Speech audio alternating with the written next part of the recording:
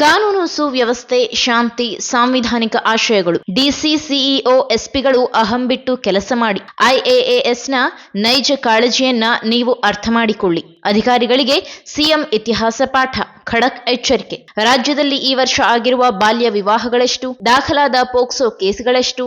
ಸರ್ಕಾರದ ಕ್ರಮವೇನು?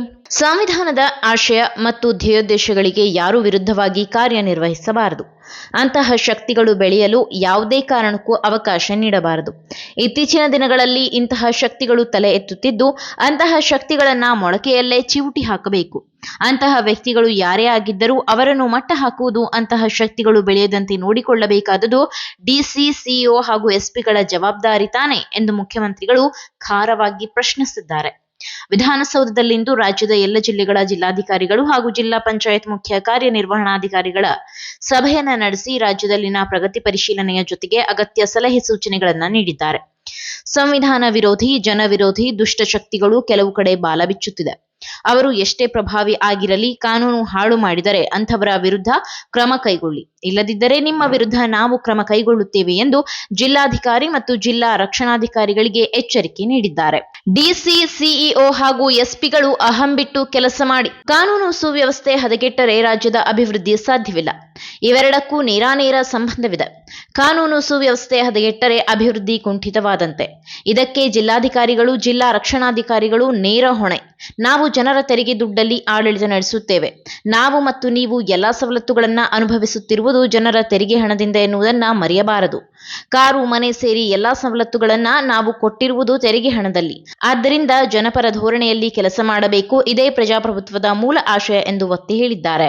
ಜಿಲ್ಲಾಧಿಕಾರಿ, ಜಿಲ್ಲಾ ರಕ್ಷಣಾಧಿಕಾರಿಗಳು ಮತ್ತು ಸಿಇಒಗಳು ತಮ್ಮ ಅಹಂ ಬದಿಗೊತ್ತಿ ಸಮನ್ವಯದಿಂದ ಕೆಲಸ ಮಾಡಿದರೆ ಮಾತ್ರ ರಾಜ್ಯದ ಸಮಗ್ರ ಅಭಿವೃದ್ಧಿ ಸಾಧ್ಯ. ಈ ಉದ್ದೇಶಕ್ಕೆ ನೀವುಗಳು ಐಎಎಸ್ ಮಾಡಿರುವುದು. ಅದನ್ನ ಅರ್ಥ ಮಾಡಿಕೊಳ್ಳಬೇಕು. 10/10/1949 ಸಂವಿಧಾನ ಜಾರಿ ಸಭೆಯಲ್ಲಿ ಇಂಡಿಯನ್ ಸಿವಿಲ್ ಸರ್ವಿಸ್ ಬೇಕಾ ಎಂದು ಚರ್ಚೆ ಆಗಿ ಐಎಎಸ್ ಬೇಕು ಎನ್ನುವ ನಿರ್ಧಾರಕ್ಕೆ ಬರಲಾಗಿದೆ. ಆ ಸಭೆಯಲ್ಲಿ ವಲ್ಲಭಭಾಯಿ ಪಟೇಲರು ದೇಶವನ್ನ ನೈಜ ಸ್ವಾತಂತ್ರ್ಯ ಹೋರಾಟಗಳ ಆಶಯದಲ್ಲಿ ಮುನ್ನಡೆಸಲು ಐಎಎಸ್ ಸೇವೆ ಇರಬೇಕು. ಇದರ ನೈಜ ಕಾಳಜಿಯನ್ನ ನೀವು ಅರ್ಥ ಮಾಡಿಕೊಳ್ಳಬೇಕು ಎಂದು ಸಿಎಂ ಅಧಿಕಾರಿಗಳಿಗೆ ಇತಿಹಾಸದ ಪಾಠ ಮಾಡಿದ್ದಾರೆ. ಸಂವಿಧಾನದ ಆಶಯಗಳಿಗೆ, ಧ್ಯೇಯೋದ್ದೇಶಗಳಿಗೆ ಬದ್ಧರಾಗಿರಿ. ವಲ್ಲಭಭಾಯಿ ಅವರ ಮಾತನ್ನು ನಾವು ಅರ್ಥ ಮಾಡಿಕೊಳ್ಳಬೇಕು. ಸಂವಿಧಾನದ ಆಶಯಗಳಿಗೆ ವಿರುದ್ಧವಾಗಿ ಕೆಲಸ ಮಾಡುವವರ ವಿರುದ್ಧ ಮತ್ತು ಜನಪರ ಆಶಯಗಳಿಗೆ ಸ್ಪಂದಿಸದಿದ್ದರೆ ಅವರ ವಿರುದ್ಧ ನಾವು ಕ್ರಮ ಕೈಗೊಳ್ಳಬೇಕಾಗುತ್ತದೆ. ನೀವೆಲ್ಲ ಸಂವಿಧಾನ ಓದಿದ್ದೀರಿ, ಅದರ ಆಶಯಗಳಿಗೆ, ಧ್ಯೇಯೋದ್ದೇಶಗಳಿಗೆ ಬದ್ಧರಾಗಿದ್ದೀರಿ ಎಂದು ನಂಬಿದ್ದೇನೆ. ಇದನ್ನು ಕಾರ್ಯರೂಪಕ್ಕೆ ತರುವುದರಲ್ಲಿ ವಿಫಲರಾದವರ ವಿರುದ್ಧ ನಾನು ನಿರ್ದಾಕ್ಷಿಣ್ಯ ಕ್ರಮ ಕೈಗೊಳ್ಳಲು ನಿರ್ಧರಿಸಿದ್ದೇನೆ ಎಂದು ಖಡಕ್ ವಾರ್ನ್ ಮಾಡಿದ್ದಾರೆ. ಇನ್ನು ಜಿಲ್ಲಾ ಮಟ್ಟದ ಶಾಂತಿ ಸಮಿತಿ ಅಧ್ಯಕ್ಷರು ಜಿಲ್ಲಾಧಿಕಾರಿಗಳೇ ಆಗಿರ್ತಾರೆ.